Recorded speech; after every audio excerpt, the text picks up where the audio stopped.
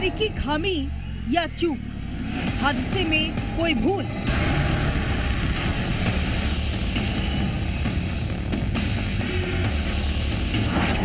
उड़ते ही गिरा, विमान लपटों में कैसे घिरा?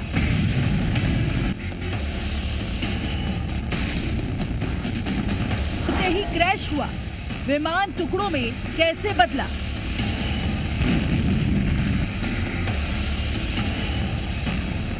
विभत्स तस्वीर, हादसे की क्या इनसाइड स्टोरी?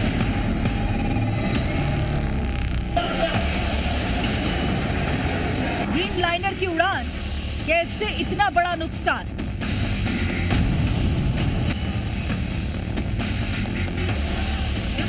इंटरनेशनल फ्लाइट चूक की कितनी गुंजाइश? नमस्कार, बहुत स्वागत है आपका। मैं हूं आपके साथ प्रेरणा मिश्रा और मेरे साथ मेरे सहयोगी कीर्ति दीक्षित। आज दोपहर करीब 1:45 बजे अहमदाबाद में बड़ा दर्दनाक विमान हादसा हुआ। एयर इंडिया के विमान में देश विदेश के 242 यात्री सवार थे, लेकिन उड़ान भरने के महज 12 सेकंड में विमान हादसे का शिकार हो गया। और 1 से 2 मिनट के भीतर एयरपोर्ट का वो इलाका जहां विमान गिरा वो पूरी तरह से धुएं से भर गया। लेकिन सबसे ज्यादा चिंता की बात यह है कि हादसे का शिकार हुआ विमान सबसे मॉडर्न बोइंग का ड्रीमलाइनर सीरीज का प्लेन है। कुछ साल पहले ही बोइंग के इस मॉडल के विमान के पुर्जों में क्वालिटी कंट्रोल की कमी देखी गई थी। सुरक्षा और गुणवत्ता पर सवाल के कारण बोइंग को वित्तीय नुकसान भी पहुंचा और कंपनी की साख पर सवाल भी उठे, जिसके बाद बोइंग ने सुरक्षा से संबंधित समस्याओं को सुधारने के लिए क्या कदम उठाए ये अब तक पता नहीं चल सका। जबकि ज्यादातर क्रैश हुए विमानों में बोइंग का नंबर सबसे ऊपर है। ऐसे में सवाल है कि विमानों के क्रैश से बोइंग कंपनी ने सबक क्यों नहीं लिया और बोइंग ड्रीमलाइनर सीरीज के विमान ही ज्यादातर क्रैश क्यों हो रहे हैं। आज इसी मुद्दे पर करेंगे बहस। सबसे पहले ये रिपोर्ट देखिए।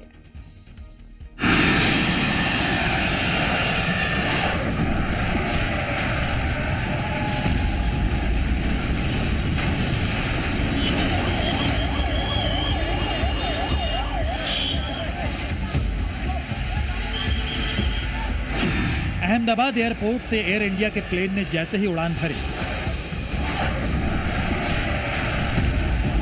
क्रैश होकर रिहायशी इलाके में गिर गया।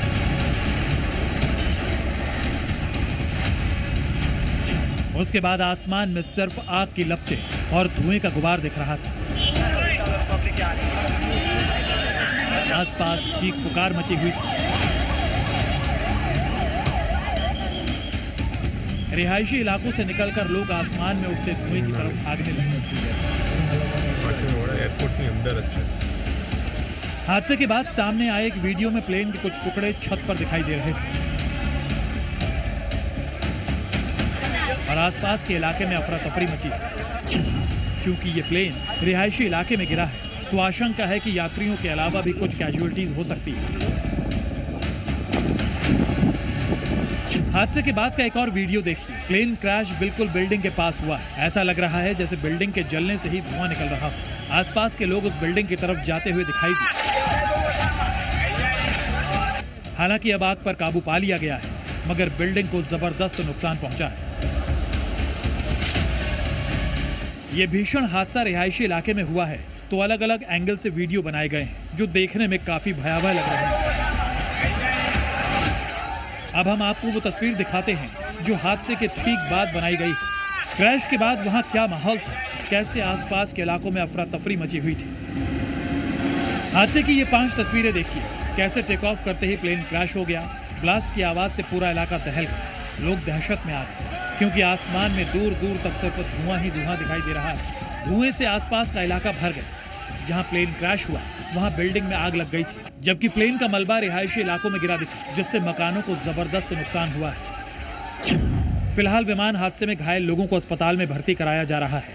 लगातार शव भी पहुंच रहे हैं और मौके पर रेस्क्यू ऑपरेशन जारी है। ब्यूरो रिपोर्ट, जी मीडिया।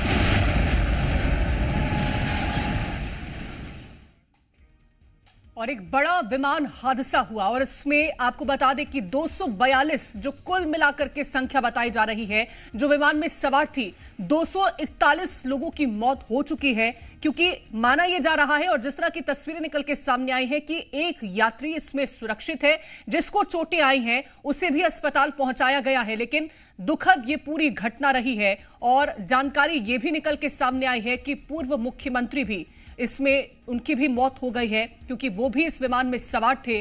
तो ये प्रेरणा, जिस तरह से एक बड़ा और दर्दनाक हादसा हुआ जिसमें कई लोगों की मौत होने की जानकारी सामने आई है, साथ ही ये भी कि जहां से ये प्लेन जिस बिल्डिंग में क्रैश हुआ वहां पर भी कुछ डॉक्टर्स थे, उनकी भी इसमें मौत हुई है। बिल्कुल, और ये करिश्मे की तस्वीर है, वो जो कि इस विमान हादसे में जिंदा बचे, ये उनकी तस्वीर है। घायल अवस्था में ये पाए गए, इन्हें अस्पताल पहुंचाया गया है, लेकिन इसे करिश्मा ही कहेंगे। जिस तरह का विमान हादसा हुआ उस दौरान, जिस तरह की तस्वीरें निकलकर सामने आई, आग के गोले में तब्दील हो गया था विमान क्रैश होते साथ ही।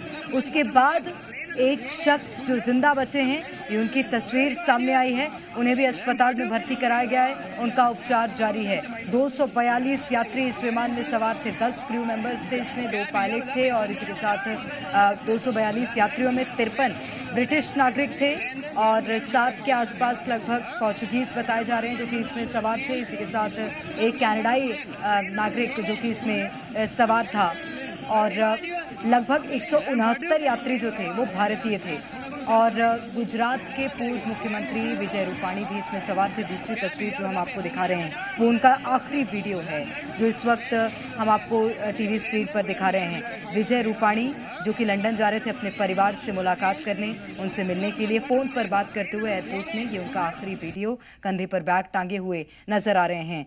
2 तस्वीरें आपकी टीवी स्क्रीन पर जहां पर केंद्रीय गृह मंत्री अमित शाह भी पहुंचे, उनके साथ गुजरात के मुख्यमंत्री भी नजर आ रहे हैं। और कैसे ये हादसा हुआ, कैसे रेस्क्यू किया गया है और कितना नुकसान, कितनी क्षति पहुंची है, तमाम बातों की जानकारी लेते केंद्रीय गृह मंत्री अमित शाह इस तस्वीर में, इस वीडियो में नजर आ रहे हैं। बिल्कुल, तो ये गृह मंत्री अमित शाह और ये हम आपको वो वीडियो दिखा रहे हैं जहां पर एक तरफ तो गृह मंत्री अमित शाह इस पूरे हादसे को लेकर के जानकारियां लेने का प्रयास यहां पर कर रहे हैं। मुख्यमंत्री भी इस वक्त में मौजूद हैं, पुलिस अधिकारी भी यहां पर पहुंचे हुए हैं और ये वही जगह है जहां पर ये जो प्लेन है वो दुर्घटनाग्रस्त हुआ, एक बिल्डिंग से टकराया था और वो बिल्डिंग थी उन स्टूडेंट्स की, एमबीबीएस के स्टूडेंट्स की जो वहां पर लंच कर रहे थे, हॉस्टल बताया जा रहा था, जिससे ये प्लेन टकराता है जाकर के उसकी बिल्डिंग में और वहां के भी कुछ छात्र हैं वो घायल बताए गए हैं, कुछ रेसिडेंट डॉक्टर्स वहां पर मौजूद थे वो भी घायल बताए गए हैं। और दूसरी तरफ वो तस्वीर है जहां पर गुजरात के पूर्व मुख्यमंत्री विजय रूपाणी वो तस्वीरों में कैद हुए थे, एयरपोर्ट पे मौजूद थे, उस वक्त की तस्वीर है। और ये गृह मंत्री अमित शाह जो पूरे घटना स्थल का यहां पर जायजा लेने के लिए पहुंचे हैं, क्योंकि जैसे ही इस घटना को लेकर के जानकारी निकल के सामने आती है उसके कुछ ही घंटे बाद गृह मंत्री अमित शाह रवाना होते हैं गुजरात के लिए और अहमदाबाद पहुंचते हैं, जहां पर यह दर्दनाक भीषण हादसा 1:40 के आसपास होता है, जो कि एक प्लेन मात्र 2 मिनट के भीतर 1:38 पर यह प्लेन टेक ऑफ करता है और 1:40 पर यह प्लेन क्रैश हो जाता है। और ये अभी हम तस्वीरें आपको दिखा रहे हैं जहां पर गृह मंत्री अमित शाह पहुंचे हुए हैं, निरीक्षण कर रहे हैं उस पूरे घटनास्थल का, जानकारियां अधिकारियों से लेने का काम यहां पर कर रहे हैं। बिल्कुल, तो लगातार इस मामले को लेकर अपडेट सामने आ रहे हैं, लेकिन पूरे देश में दुख व्याप्त है इस हादसे के बाद। और प्रधानमंत्री नरेंद्र मोदी ने भी सोशल मीडिया प्लेटफॉर्म पर लिखा, अहमदाबाद में हुई त्रासदी ने हमें स्तब्ध और दुखी कर दिया है, ये हृदय विदारक है जिसे शब्दों में बयान नहीं किया जा सकता। इस दुख की घड़ी में मेरी संवेदनाएं इससे प्रभावित सभी लोगों के साथ हैं। मैं मंत्रियों और अधिकारियों के संपर्क में हूं जो प्रभावित लोगों की सहायता के लिए काम कर रहे हैं। तो प्रधानमंत्री नरेंद्र मोदी ने भी इस हादसे पर दुख व्यक्त किया है। और ये गृह मंत्री अमित शाह का जहां अहमदाबाद में हुए दुखद विमान हादसे से गहरा दुख हुआ, आपदा प्रतिक्रिया बलों को तुरंत दुर्घटना स्थल पर भेजा गया है। गुजरात के मुख्यमंत्री भूपेंद्र पटेल, गृह मंत्री हर्ष संघवी और अहमदाबाद के पुलिस आयुक्त से स्थिति का जायजा लेने के लिए बात की है। तो ये गृह मंत्री अमित शाह ने विमान हादसे पर दुख व्यक्त किया है। और इसी के साथ मध्य प्रदेश के मुख्यमंत्री डॉक्टर मोहन यादव ने भी दुख व्यक्त किया। लिखा कि अहमदाबाद में यात्री विमान के दुर्घटनाग्रस्त होने का समाचार अत्यंत दुखद एवं हृदय विदारक है। बाबा महाकाल से सभी यात्रियों और विमान दल के सकुशल होने की प्रार्थना करता हूं। हालांकि ऐसा हो नहीं सका क्योंकि सीएम डॉक्टर मोहन यादव को जैसे ही इसकी जानकारी मिली थी उन्होंने ये सोशल मीडिया प्लेटफॉर्म पर पोस्ट किया था, लेकिन अब जो जानकारी सामने आ रही है कई लोगों की इसमें जान जा चुकी है। और ये अहमदाबाद में जिस तरह से विमान क्रैश हुआ, नागरिक उड्डयन मंत्री का ट्वीट, अहमदाबाद में विमान दुर्घटना के बारे में जानकर स्तब्ध और व्यथित हूं। हम उच्चतम अलर्ट पर हैं। मैं व्यक्तिगत रूप से स्थिति की निगरानी कर रहा हूं। सभी विमानन और आपातकालीन प्रतिक्रिया एजेंसियों को त्वरित और कार्रवाई करने के निर्देश दिए हैं। बचाव दल तैनात कर दिया गया है सुनिश्चित करने के लिए कि सभी प्रयास किए जा रहे हैं कि चिकित्सा सहायता और राहत सहायता घटना स्थल पर पहुंचाई जा सके। और इसी के साथ ही वो पहुंचे भी थे जहां पर यह पूरा हादसा हुआ था। और ये हादसे से पहले की तस्वीर है जब विमान टेक ऑफ करता है और टेक ऑफ करने के बाद कैसे ये विमान ऊपर जाने के बजाय नीचे आता हुआ नजर आता है और उसके बाद बिल्डिंग से टकरा जाता है। और ये आपको हम वो तस्वीरें दिखा रहे हैं कि कैसे ये विमान ऊपर गया, टेक ऑफ किया और उसके बाद नीचे की ओर आता हुआ एक बिल्डिंग से टकराया और भीषण हादसा हुआ।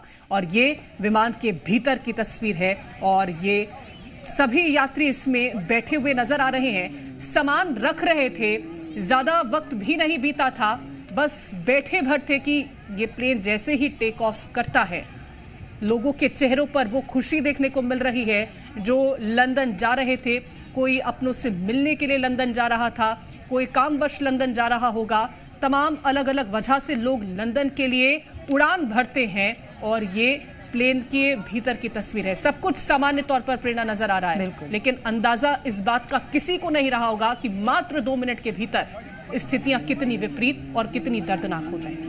बिल्कुल। और जिस तरह की स्थिति 1:41 पर जो एयरपोर्ट अथॉरिटी को जानकारी मिली उसके बाद देखने मिली, वो हैरान कर देने वाली थी, वो डरा देने वाली थी। क्योंकि 1:38 के आसपास लगभग इस विमान ने उड़ान भरी और महज 2 मिनट में ही ये विमान हादसे का शिकार हुआ, ये विमान क्रैश हो गया और लगभग सभी लोगों की जान गई। महज अभी एक की जानकारी मिल रही है कि एक यात्री को सुरक्षित इसमें बचाया गया, एक यात्री जिंदा मिला है। प्लेन 1:38 पर रनवे से उड़ान भरता है और 1:39 पर ही पायलट ने मेडे कह दिया था। 3 बार मेडे कहना होता है। इसका अर्थ ये होता है कि अब पायलट के हाथ में स्थितियां नहीं हैं, कंट्रोल से बाहर जा चुकी है, पायलट अब प्लेन को नहीं बचा सकता। और उसके बाद 1:40 पर ये जो विमान है ये क्रैश हो गया। आग के गोले में तब्दील हो गया था विमान जैसे ही क्रैश हुआ। तो अहमदाबाद विमान हादसे से देश दहल उठा, पूरे देश में शोक है। अब इस हादसे में कितने लोगों की मौत हुई, असल संख्या का अनुमान अब तक लगाना मुश्किल है। वहीं ये पहला मौका नहीं था जब भारत में कोई बड़ा विमान हादसा हुआ हो। तो इससे पहले भी कई बार देश में ऐसे विमान हादसे हो चुके हैं। देखिए।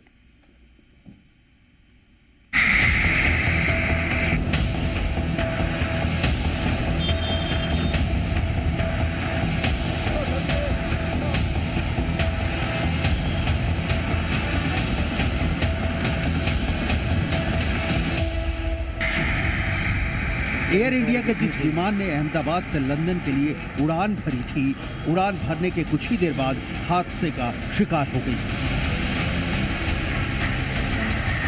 हादसे की तस्वीरें बेहद डराने वाली हैं। अहमदाबाद में हुए इस हादसे ने उस विमान हादसे की याद दिला दी जिसे हिंदुस्तान का सबसे बड़ा विमान हादसा कहा जाता है। पहले देश में बड़ा विमान हादसा 12 नवंबर 1996 को दिल्ली के पास चरखी दादरी में हुआ था, जब आसमान में 2 हवाई जहाज आपस में टकरा गए थे। उस हादसे में 349 लोगों की मौत हुई थी। दिल्ली से सऊदी अरब जा रही सऊदी अरब एयरलाइंस की फ्लाइट संख्या 763 कजाकिस्तान से दिल्ली आ रही फ्लाइट संख्या 1907 आपस में टकरा गई थी।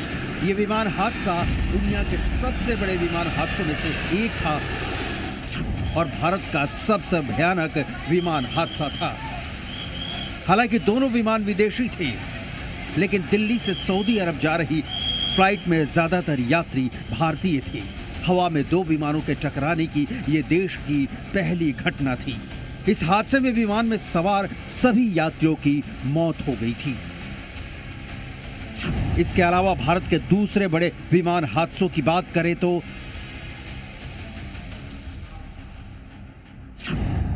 23 जून 1985 को आयरलैंड के तट के पास अटलांटिक महासागर में एयर इंडिया की फ्लाइट 182 को बम विस्फोट से उड़ा दिया गया। यह खालिस्तान समर्थकों की तरफ से किया गया आतंकी हमला था। इसमें 329 लोगों की मौत हुई, जिनमें अधिकतर भारतीय मूल के कनाडाई नागरिक थे। 1 जनवरी 1978 को मुंबई के पास अरब सागर में एयर इंडिया की बोइंग 747 फ्लाइट 855 दुर्घटनाग्रस्त हो गई थी। टेक ऑफ के कुछ ही मिनटों के बाद यह हादसा इंस्ट्रूमेंट फेल्योर और पायलट की गलती के कारण हुआ। इसमें सभी 213 यात्रियों और चालक दल की मौत हो गई थी। 14 फरवरी 1990 को बेंगलुरु में एयरबस A320 विमान हादसे का शिकार हुआ। लैंडिंग के दौरान यह विमान रनवे से आगे निकलकर खेत में जा गिरा और उसमें आग लग गई। यह हादसा पायलट की गलती और तकनीकी खराबी के कारण हुआ। इसमें 92 लोगों की मौत हो गई थी। 22 मई 2010 को दुबई से मैंगलोर लौट रही एयर इंडिया एक्सप्रेस की बोइंग 737-800 फ्लाइट लैंडिंग के दौरान रनवे से फिसलकर दुर्घटनाग्रस्त हो गई। इस हादसे में 158 लोगों की मौत हुई थी। 17 जुलाई 2000 में एक बोइंग विमान पटना में लैंडिंग के दौरान हवाई अड्डे के पास ही दुर्घटनाग्रस्त हो गया था। इस हादसे में 55 लोगों की मौत हो गई थी। 7 अगस्त 2020 को केरल के कोझिकोड एयरपोर्ट पर दुबई से लौट रही फ्लाइट भारी बारिश में लैंडिंग करते हुए रनवे से फिसल गई और 2 हिस्सों में टूट गई। इस हादसे में 21 लोगों की जान चली गई थी। और अब करीब 5 साल बाद एक बार फिर अहमदाबाद में हुए प्लेन क्रैश ने इन हादसों की भयावह याद ताजा कर दी है, जब आसमान में उड़ता विमान सैकड़ों लोगों के लिए काल बन गया। ब्यूरो रिपोर्ट, जी मीडिया।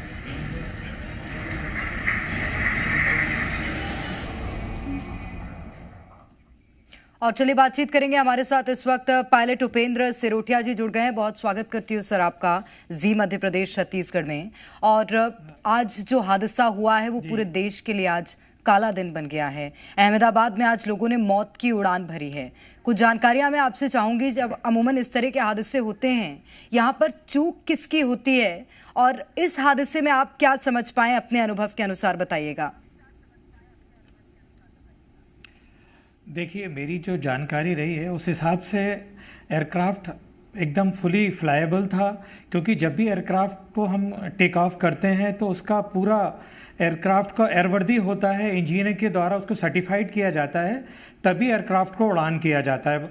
अब एयरक्राफ्ट पूरी तरह से ठीक था, ये इस बात का भी है क्योंकि दिल्ली से पहले वो अहमदाबाद की उड़ान भरी, सकुशल अहमदाबाद लैंड किया, और अहमदाबाद जैसे ही उसने टेक ऑफ किया और टेक ऑफ करने के बाद मुझे जो समझ में आ रहा है, क्योंकि उसके लैंडिंग गियर जो थे जी, क्योंकि टेक ऑफ जैसे ही किए जाता है हाँ उसके खुले हुए थे, तो पहली फर्स्ट प्रोसेस क्या होती है कि जैसे ही आप टेक ऑफ स्पीड जो थी 140 माइल्स पर आवर होती है, स्पेशली 787 जो ड्रीम लाइनर एयरक्राफ्ट की थी, तो या तो एयरक्राफ्ट कि रनवे जब उन्होंने टेक ऑफ किया तो तब हो सकता है कि उस वक्त उसकी पॉजिटिव रेट ऑफ क्लाइंब नहीं आ पाया हो, टेक ऑफ स्पीड नहीं आ पाई हो, इस वजह से पायलट ने उसके लैंडिंग गियर उसको अंडर कैरेज कहलाते हैं ये रीट्रैक्ट ना किए हों। और इसके बाद मुझे ये लग रहा है कि टोटल पावर लॉस जो हो रहा है वो मुझे ऐसा लग रहा है कि पावर लॉस हुआ है, एयरक्राफ्ट में पावर गेन बिल्कुल नहीं कर पाया है। उपेंद्र जी, इसी से एक जुड़ा सवाल रहेगा। जिस तरह से आपने जिक्र किया कि दिल्ली से पहले ये अहमदाबाद फ्लाइट आई, जब एक कनेक्टिंग फ्लाइट के तौर पर जब ये फ्लाइट वहां पर पहुंची तो क्या दोबारा से टेक्निकल जांच होती है एक फ्लाइट की, जब वो थोड़ी देर के लिए रुकती है और दोबारा टेक ऑफ करनी होती है, तो क्या उसकी दोबारा से टेक्निकल कोई जांच होती है? जी बिल्कुल, इसको सबसे पहले तो इंजीनियर के द्वारा सारा सब कुछ चेक किया जाता है, नंबर 1। और नंबर 2, जो पायलट होता है, पायलट के पास प्रॉपर चेकलिस्ट होती है कि एयरक्राफ्ट को टैक्सी करना, मतलब एयरक्राफ्ट को सबसे पहले टैक्सी हाँ, इसके बाद एयरक्राफ्ट को स्टार्ट करने से बिफोर टेक ऑफ चेकलिस्ट वो किया। इसके बाद अब हाँ, बिफोर टेक ऑफ चेकलिस्ट हो जाती है, फिर आपकी क्लाइंबिंग चेकलिस्ट होती है, फिर आपकी क्रूज चेकलिस्ट होती है और डिसेंट चेकलिस्ट होती है। मतलब पूरे टाइम एक एक चीज़ इसके अंदर एयरक्राफ्ट में हमेशा 2 पायलट इसीलिए होते हैं, एक पायलट फ्लाइंग होता है, एक पायलट मॉनिटरिंग होता है। तो एक चीज़ वो देखता, एक मॉनिटरिंग करता रहता है और एक एयरक्राफ्ट को फ्लाई करता रहता है।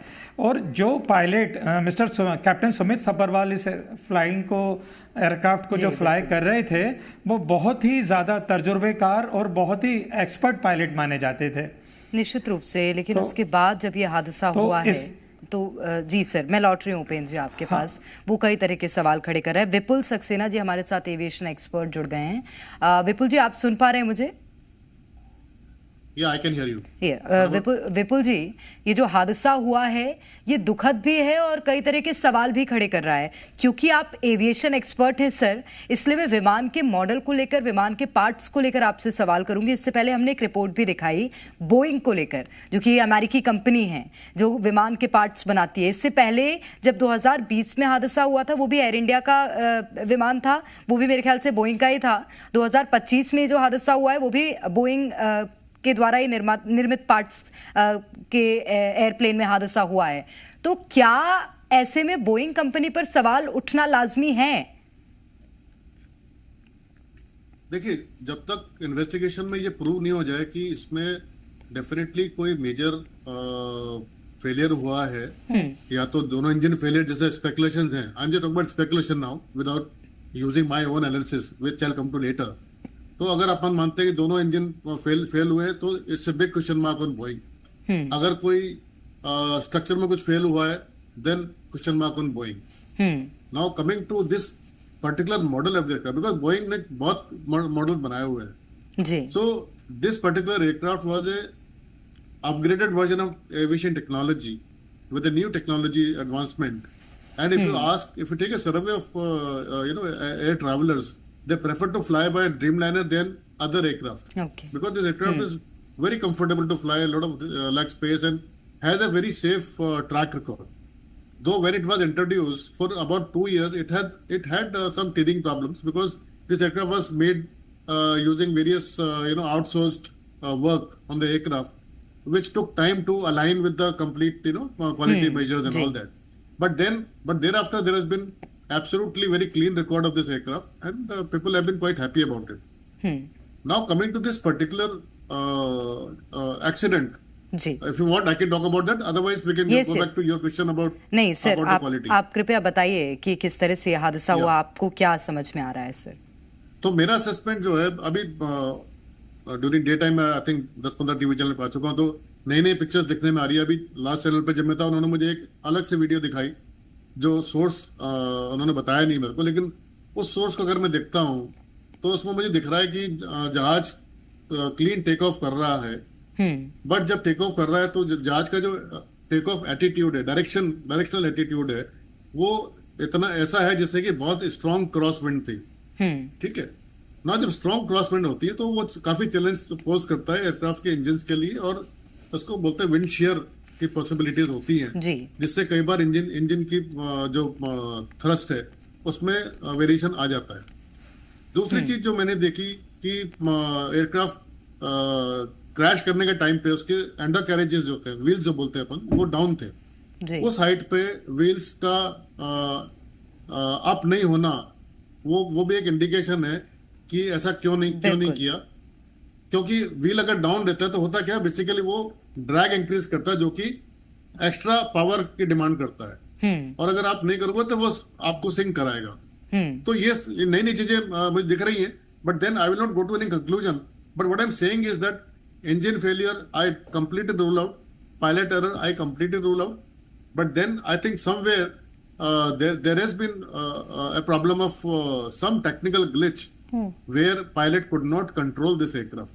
विपुल जी, एक मेरा इसी से और सवाल रहेगा, क्योंकि जिस तरह से अभी हमने जिक्र किया था, उपेंद्र जी भी इस बात का जिक्र कर रहे थे कि जितनी बार प्लेन उड़ान भरता है उससे पहले एक टेक्निकल जांच की जाती है और मात्र 1 मिनट का वक्त बीतता होगा, क्योंकि 38 पर प्लेन उड़ान भरता है, 40 पर हादसे का शिकार हो जाता है। मेडे इस दौरान जो पायलट है वो कहता भी है, 3 बार वो कहते भी हैं, 1 मिनट के भीतर, क्योंकि मशीन है कभी भी खराब हो सकती है, ये हमने अक्सर सुना है। 1 मिनट के भीतर में अगर पायलट को ये बात महसूस हो जाती है कि अब प्लेन ऐसी स्थिति में है कि ये मेरे नियंत्रण से आगे निकल चुका है और मेरा इस पर कोई कंट्रोल नहीं है, तो ऐसे में माना तो यही जा सकता है कि कुछ बड़ा टेक्निकल फॉल्ट हुआ होगा। और जिस तरह से आपने जिक्र किया कि एयर को लेकर के आपने बोला कि अक्रॉस विंड हो सकता है, तो उड़ान से पहले भी तो ये मापा जाता है कि अगर मौसम इस तरह से हो चुका है कि उसमें उड़ान नहीं भरी जा सकती है तो भी उसको रोका जा सकता है पहले। नहीं, ऐसा नहीं है। वेदर रिपोर्ट पायलट के पास होती है और पायलट को पता है कि उसको कैसे हैंडल करना है। इसीलिए जिस एटीट्यूड में जो देख के मैं देख रहा हूँ कि क्रॉस विंड कंपोनेंट था, बहुत हैवी क्रॉस विंड था, पर मैं उसकी बात कर रहा हूँ उसके इफेक्ट क्या क्या होते हैं इंजन के ऊपर और एयरक्राफ्ट की स्टेबिलिटी के ऊपर, मैं उस बारे में बात कर रहा था। तो it was not a normal flight, it had challenges. अब उस चैलेंज को किस तरह पायलट हैंडल करता है और किस तरह से इंजन रिस्पांस करता है, किस तरह से एयरफ्रेम रिस्पांस करता है, वो इशू में बात कर रहा हूँ। बिल्कुल। और विपुल जी, मैंने ये भी ऑब्जर्व किया कि फ्लाइट अपना डायरेक्शन ही ले पाई ऊपर। अभी मैं और कीर्ति भी इस विषय पर बात कर रहे थे कि फ्लाइट को उड़ान ऊपर की ओर भरनी थी, लेकिन ऐसा क्या हो गया, क्या चूक हुई कि वो पूरी तरह से ऊपर डायरेक्शन ही ले पाई। मैं सर लौट रही हूँ आपके पास। जी जी, मैं आपको एक पॉइंट और बताना चाहता हूँ। जी, आपके पास अगर कार है या स्कूटर है, हमने इंजन स्टार्ट किया और फुल पावर दिया, will it move? It will not move unless you apply the gear. Yes. Right? Sure. Similarly, aircraft में क्या होता है, केवल इंजन नहीं है जो जहाज को उड़ाता है। इंजन जहाज को पावर देता है, थ्रस्ट देता है, जहाज को उड़ाता है। उसका एयरफ्रेम में जो आपके विंग्स हैं, विंग्स में एलेरॉन होता है, विंग्स में फ्लैप्स होते हैं, पीछे एलिवेटर होता है, जो कि जो थ्रस्ट जनरेट हो रही है उसके थ्रू जो प्रेशर डेवलप हो रहा है उसको मैनिपुलेट करता है, जिससे कि एयरक्राफ्ट लिफ्ट करता है। That is called lift. इस केस में जो हुआ है, it is a loss of lift in my opinion because of cross wind. और एक चीज होती है विंड शेयर बोलते हैं, उसकी वजह से हो सकता है लॉस ऑफ थ्रस्ट भी हुई हो, उसने लॉस ऑफ लिफ्ट किया और उसकी वजह से ये सिंक एक कंटिन्यूस प्रोसेस हो गया and this aircraft could not be controlled. ठीक है। और दूसरी चीज जैसे मैंने देखा कि उसके अंडरकैरेज डाउन थे, उसने और भी प्रॉब्लम ज्यादा क्रिएट कर दी। बिल्कुल। मैं लौट रही हूँ सर आपके पास। हमारे साथ उपेंद्र जी भी जुड़े हुए हैं। उपेंद्र जी, आप कितना सरोकार रख रहे हैं विपुल जी की बातों से, क्योंकि आप तो पायलट हैं और आप समझ सकते हैं ये जो तकनीकी बातें अभी विपुल जी ने कही हैं। जी जी बिल्कुल। अच्छा, इसमें विंड शेयर का तो इसलिए मैं नहीं कहूँगा क्योंकि उस वक्त जो वेदर कंडीशंस थी एकदम नॉर्मल कंडीशंस थी, और बस ये ज़रूर कह सकते हैं कि क्योंकि बहुत ज़्यादा टेम्परेचर था तो विंड शेयर होता है, मतलब एकदम हवा में ट्रेमेंडस चेंज होना। जब आप टेक ऑफ कर रहे हैं, ये कर रहे हैं, तो एकदम 360 डिग्री आपका, क्योंकि हमेशा हम लोग into the wind he fly करते हैं। जी बिल्कुल। और हमारे पास विंड्स के सारे पूरे टाइम जब हम होते हैं तो पूरा वेदर्स वगैरह पहले से ले लिया जाता है। तो इससे पहले भी कई सारे जहाज़ों के टेक ऑफ हुए और कई सारी लैंडिंग्स भी हुई। तो मैं विंड शेयर से तो खैर इत्तेफाक नहीं रखता हूँ। इसमें टोटल जो रहा वो पावर लॉस रहा, क्योंकि एयरक्राफ्ट बिल्कुल पावर ही जनरेट नहीं कर रहा था। तो उसके अंदर क्या मल्टीपल क्या रीज़न रहे, क्या थे, क्योंकि एयरक्राफ्ट सिर्फ 625 फीट तक ही एयरबोर्न हो पाया और इसके बाद बिल्कुल एकदम से डिसेंड होने लगा और गिर गया एयरक्राफ्ट, बिल्कुल क्रैश हो गया। और एयरक्राफ्ट में बहुत ज़्यादा आग लगने का रीज़न ये रहा कि क्योंकि अराउंड 9 आवर्स का फ्लाइट टाइम था उसका अहमदाबाद से लंदन जाने के लिए। तो पूरा एयरक्राफ्ट पूरा फ्यूल भरा हुआ था उसके अंदर। और एयरक्राफ्ट जो रहता है टेक्निकली बहुत साउंड था वो सारे एयरक्राफ्ट जो रहते हैं बिल्कुल एक एक चीज़ का एक एक उसको मतलब जो भी जैसे आपका एयरक्राफ्ट का सपोज किसी भी हर एयरक्राफ्ट का जैसे मैं जो एयरक्राफ्ट फ्लाई करता हूं उसका 3600 आवर्स का जब फ्लाइट टाइम हो जाएगा तो पूरा नया इंजन चेंज कर दिया जाता है। किसी पार्ट्स का 10 आवर्स में चेंज कर दिया जाता है, किसी को 100 आवर्स में कर दिया जाता है। तो एयरक्राफ्ट को हमेशा बिल्कुल एयरवर्दी रखा जाता है, तो एयरक्राफ्ट हमेशा सेफ रहता है। मगर उस वक्त क्या रीज़न रहे अभी कहना बहुत ही मुश्किल है, क्योंकि ये जब FDR या CVR जब आप उसको चेक करेंगे, flight data recorder and cockpit voice recorder, उससे सारी चीज़ों का बाद में पता चल पाएगा। बिल्कुल, बाद में ये जानकारी सामने आ पाएगी कि आखिरकार उस वक्त में प्लेन के भीतर स्थिति क्या बनी थी जिसकी वजह से ये इतना दर्दनाक हादसा हुआ। विपुल सक्सेना जी, क्योंकि पावर का जिक्र हो रहा है यहाँ पर कि पावर उस हिसाब का नहीं मिल पाया, क्या इसके पीछे का कारण हो सकता है कि प्लेन को उतना पावर नहीं मिला कि वो उस लेवल पर और उस दिशा में उड़ान भर सके जिस ओर उसको जाना था, और वो सीधा जाता हुआ नजर आया और बिल्डिंग से टकराया? देखिए, मैं केवल पावर की नहीं बात करूं, मैं दोनों की बात कर रहा हूं। पावर भी कहने का लॉस हुई है और उसकी वजह से थ्रस्ट भी लिफ्ट भी लॉस हुई है। और चूंकि अगर आप वीडियो देखें तो उसके अंडर कैरेजेस डाउन है।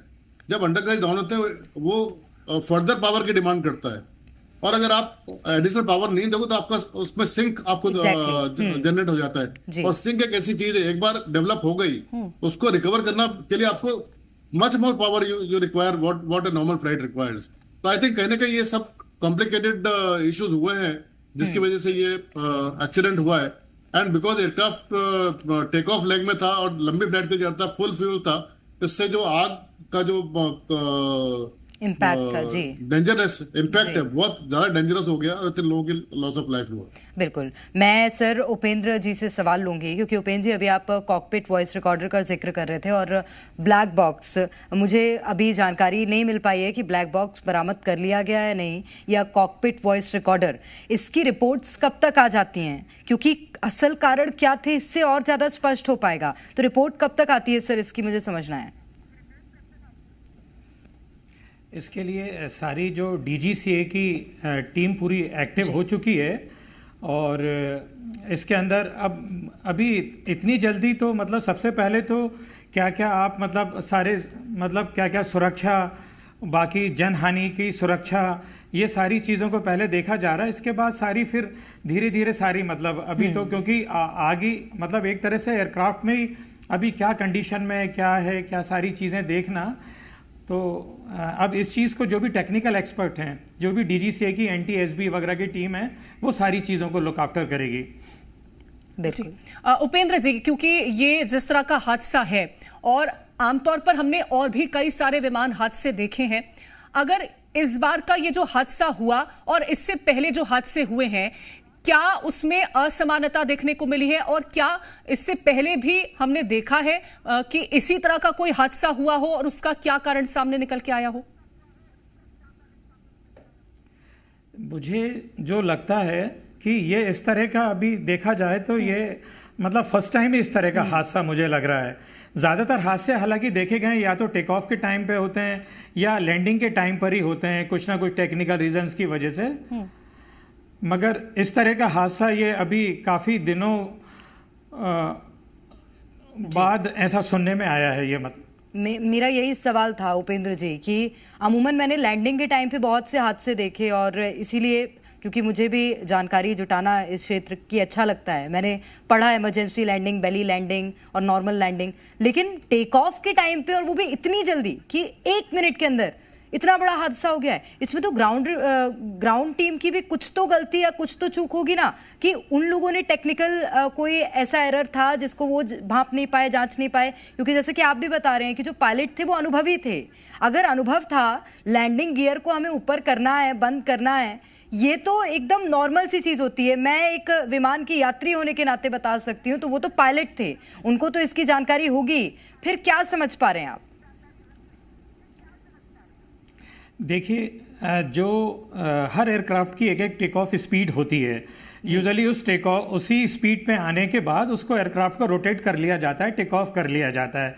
तो इस एयरक्राफ्ट की जो मैंने मुझे भी नहीं आइडिया था। मैं अपनी एयरक्राफ्ट की टेक ऑफ स्पीड का मुझे नॉलेज होता है क्योंकि उसको मुझे रोज ही उड़ाना होता है, मगर अभी मैंने जस्ट इसका ड्रीमलाइनर 787 की टेक ऑफ स्पीड चेक की। इसकी मतलब 140 नॉट्स के अप्रोक्स होती है। तो मुझे एक तो ये भी लग रहा है कि जब टेक ऑफ किया तो ये टेक ऑफ स्पीड पूरी तरह से ना गेन कर पाया हो, या तो इसकी 120 स्पीड के आसपास आई हो या 130 आई हो, और जैसे ही ये एयरबोर्न कर गया ये, तो इसके बाद इसके अंदर प्रॉपर पूरा थ्रस्ट इसको जनरेट नहीं किया इसने, और पूरी तरह से एयरबोर्न नहीं होने के बाद ही मतलब फ्लाई नहीं कर पा रहा था फ्लाई। तो और इस वजह से पावर लॉस हुआ या इंजन फेल हुए या जो भी रीज़न हुआ, और एयरक्राफ्ट एकदम से ज़मीन पर आ गया। जी, जब कभी भी इस तरह की इमरजेंसी सिचुएशन बनती है एक प्लेन के भीतर में, या फिर जब पायलट को ये महसूस होने लगे कि सिचुएशन हाथ से निकलती जा रही है, उस वक्त में पायलट ऐसी क्या चीजें हैं, ऐसे क्या कदम है जो उठाता है ताकि या तो वो प्लेन की कहीं और ऐसी जगह पर लैंडिंग करा सके ताकि आसपास के लोगों को कोई खतरा ना हो, या फिर इस तरह से कोई सिचुएशन क्रिएट करे ताकि जो यात्री हैं प्लेन के भीतर वो सुरक्षित रह सके। तो आखिरी चंद क्या एक्शंस होते हैं पायलट के?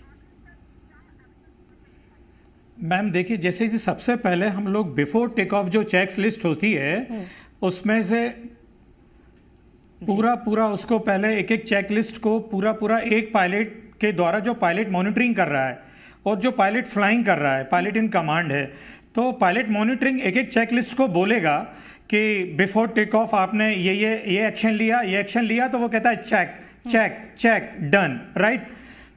इसके बाद सपोज आपने उसके अंदर सारी सिचुएशन में बिफोर टेक ऑफ सारी ब्रीफिंग भी करते हैं कि इन केस जब हम टेक ऑफ रोल कर रहे हैं, जब हमारा एयरक्राफ्ट एयरबोर्न भी नहीं हुआ है, उस वक्त अगर हमारा इंजन फेल हो जाता है तो हम क्या एक्शन लेंगे। हमारा एक्शन उस वक्त ये होगा कि हम एयरक्राफ्ट के अंदर सारे हमारे इंजन का जो पावर है उसको पूरा खत्म कर देंगे। ब्रेक हम इस तरह से लगाएंगे ताकि हमारा इंजन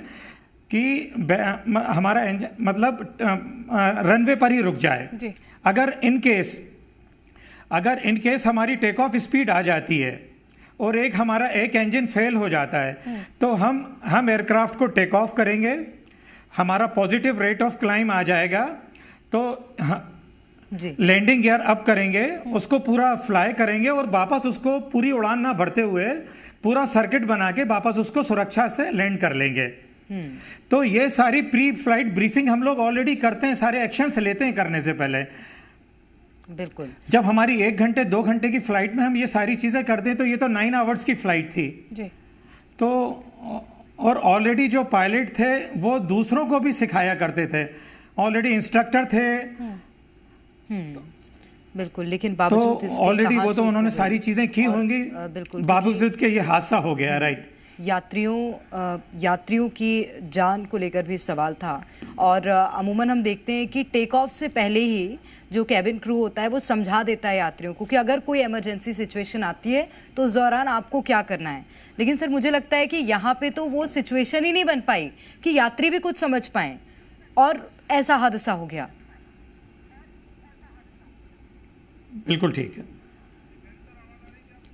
बिल्कुल। और इसके साथ ही जैसा कि कीर्ति भी अभी जिक्र कर रही थी कि पायलट्स ये सोचते हैं कि ऐसी जगह पे प्लेन को लैंड कराया जाए, या अगर इस तरह की सिचुएशन बन रही है तो खाली क्षेत्र हो जहां पर प्लेन अगर दुर्घटनाग्रस्त हो रहा है तो वो भी हो।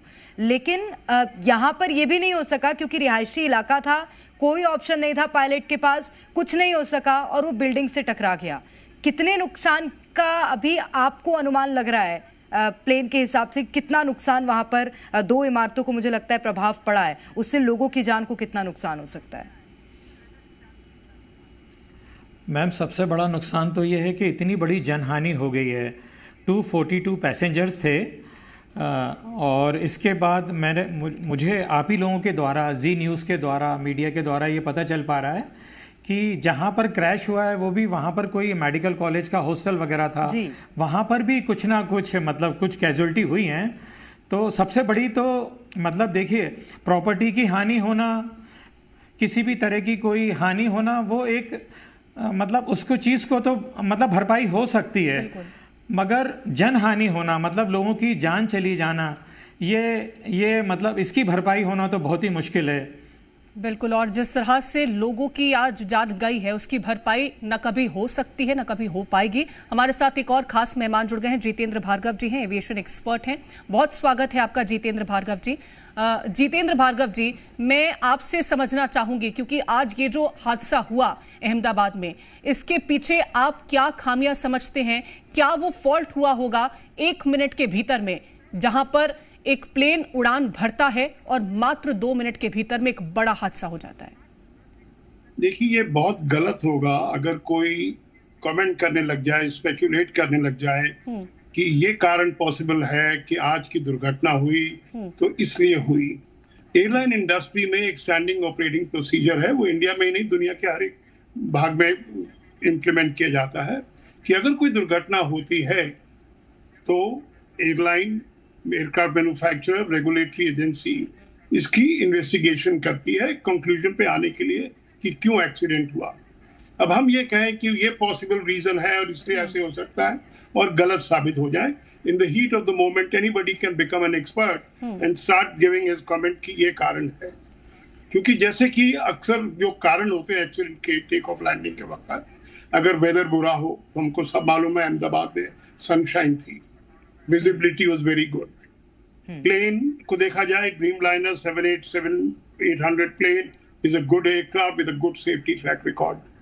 पायलट कमांडर के पास 8,200 घंटे का फ्लाइंग एक्सपीरियंस था। तो क्या हुआ? तो इसका सीधा का सीधी बात यह है कि हम नहीं बता सकते कि एक्सीडेंट क्यों हुआ, लेकिन इन्वेस्टिगेटर्स जब करेंगे तो वो जरूर इस कंक्लूजन पे आएंगे और कारण बताएंगे कि क्यों एक्सीडेंट हुआ। क्योंकि हम ये बोलने लग जाए कि ये है, लेकिन आज का दिन ऐसा है, एक तो एयरलाइन की तरफ से बोला जाए कि it's a sad day, passengers की तरफ से, और जैसे मेरे पहले वाले वक्ता ने बताया कि जब ग्राउंड के अंदर में भी कैजुअलिटीज हुई क्योंकि पायलट को समय ही नहीं मिला, और क्योंकि अभी प्लेन ने टेक ऑफ किया ही था, फ्यूल बर्न हुआ नहीं था, पूरा का पूरा एयरक्राफ्ट फ्यूल था। क्योंकि जब क्रैश हुआ, क्योंकि हमने सबने देखा है कि टेक ऑफ किया, लगभग 700 फीट की ऊंचाई तक प्लेन गया है, उसके बाद से परेशानी चालू हो गई। 139 के ऊपर ने मेडे कॉल बताया कि कुछ चीजें हैं, लेकिन पूरी बात भी नहीं हो सकी कि भाई ये कारण है। तो ये हमको देखना ये है कि अंदर में दुर्घटना is a very very horrific incident जो आज हुई है।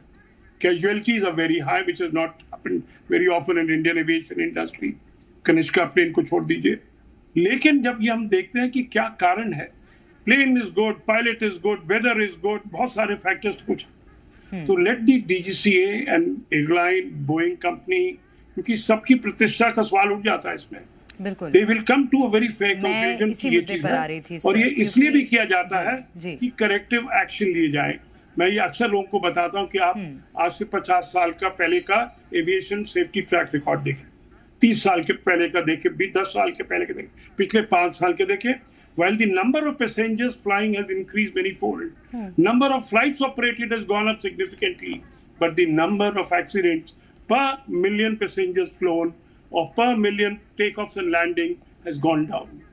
बिल्कुल, ये आपने बहुत महत्वपूर्ण बात कही, क्योंकि हमारी एविएशन इंडस्ट्री भी इस तरह से ग्रो कर रही है कि अब जो हादसों का रिकॉर्ड है वो कम हो गया है। लेकिन सर, अगर एक साल में या एक हादसे इतनी जान भी लेंगे तो सवाल तो उठेंगे। और जिस मॉडल का, जिस कंपनी का ये विमान था, उस कंपनी को आप कितना समझते हैं और इस मॉडल को कितना विश्वसनीय माना जाए, ये समझाइएगा सर।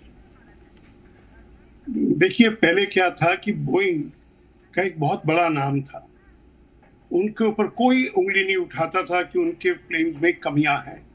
लेकिन जब से 737 मैक्स एयरक्राफ्ट के बारे में पब्लिक डोमेन में जानकारी आई कि उन्होंने कैसे FAA का अप्रूवल लिया या कैसे शॉर्टकट्स मारे, वो सब चीजों के बारे में they did not cover themselves with glory।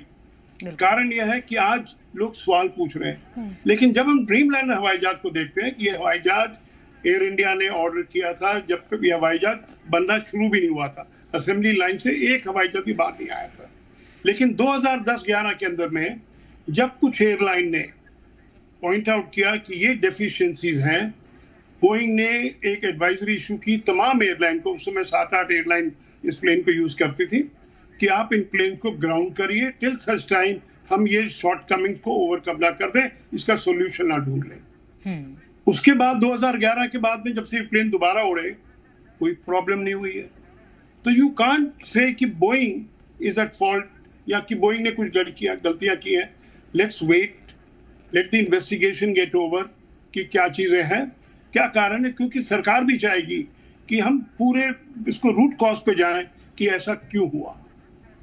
तो let's wait, let's not be impatient. बिल्कुल, तो हमें इंतजार करना चाहिए कि आखिरकार क्या कारण रहा है इस हादसे के पीछे में जो इतनी बड़ी दुर्घटना हुई है। और ये हम आपको ग्राफिक्स के जरिए भी तस्वीरें दिखा रहे हैं। 1996 जहां चरखी दादरी हादसा हुआ, 12 नवंबर 1996, और ये हरियाणा का हादसा बताया गया है। एलायंस एयर फ्लाइट ये हादसे का शिकार हुई थी। और लगातार हमारे साथ खास मेहमान बने हुए हैं उपेंद्र सिरोठिया जी।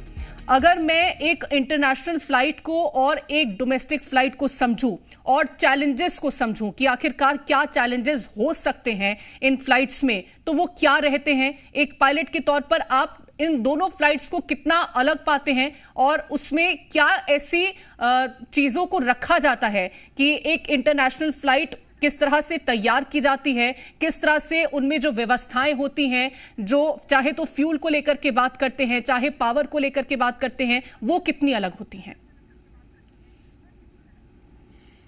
देखिए, चाहे तो इंटरनेशनल फ्लाइट हो या डोमेस्टिक फ्लाइट हो, जो सुरक्षा के मापदंड तो दोनों के लिए ही मतलब बिल्कुल एक्स्ट्रा ऑर्डिनरी और बहुत ही अच्छी तरीके से उसको टेक्निकली उसको साउंड किया जाता है, चेक किया जाता है, एयरक्राफ्ट को एयरवर्दी कंडीशन में रखा जाता है। क्योंकि आप जब एयरबोर्न होते हैं, जब आप फ्लाइंग कर रहे हैं, तो कोई भी टेक्निकल इशू आता है तो आप उसको एयर में ठीक नहीं कर सकते हैं, जहाज को कुछ भी नहीं हो सकता है। इसलिए हर एयरक्राफ्ट का एक एक पार्ट का एक ड्यूरेशन होता है, उसकी उम्र होती है कि इंजन आपका इतने घंटे की फ्लाइंग कर ली है उसने, तो उसको चेंज कर लिया जाएगा।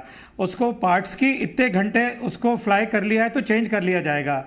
जो अंडर कैरेज जिसकी बात कर रहे हैं, जो लैंडिंग गियर्स होते हैं, इतने नंबर ऑफ साइकिल्स हमने इसको यूज हो गए हैं, इसके टेक इतनी बार ये अंदर बंद हो चुका है, इतनी बार खुल चुका है, तो फिर पूरी असेंबली को चेंज कर दिया जाता है। तो एयरक्राफ्ट के अंदर तो सुरक्षा के जो मापदंड हैं उनके साथ तो नो कॉम्प्रोमाइज एट ऑल, पूरी तरह से उसको सुरक्षित रखा जाता है और किया जाता है इंजीनियर के द्वारा और पायलट के द्वारा भी। बिफोर जो एयरक्राफ्ट को टेक ऑफ करने की स्थिति जब बनती है तो पूरी सुरक्षा का ध्यान रखा जाता है, पूरे चेक्स किए जाते हैं, बिफोर टेक ऑफ चेकलिस्ट की जाती है, तमाम जो सुरक्षा के मापदंड होते हैं उसको पूरा किया जाता है। ठीक है।